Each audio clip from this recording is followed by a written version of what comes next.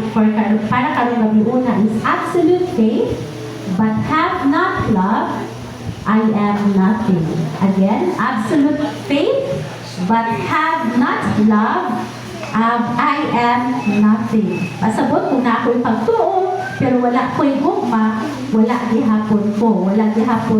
Walay pulos ang ako ang gipangbuhat. Amen. So,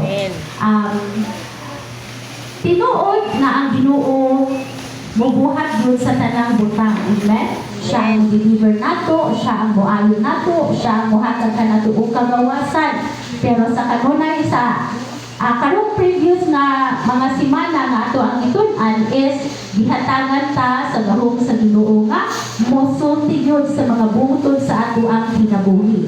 Tungod kay sa ato ang SOD, imon siya as disciples as a creator. Diba? Kaya ang ato ang Ginoo, mamumuhat man siya. So kita sa bilang mga disipulo o anak sa Ginoo, gihatagan yun taniya sa gahom nga, mabuhat usab.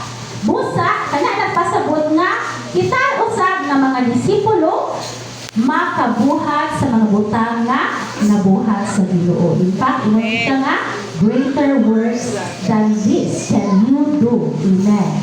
So, ang punta sa 1 Corinthians chapter 13 verse 2, nga maugid ang ato ang teksto karon gabi una na sa 1 Corinto kapitulo 13 versikulo 2. Kayman man siya sa ato ang topic again, absolute faith but have not love, I am nothing.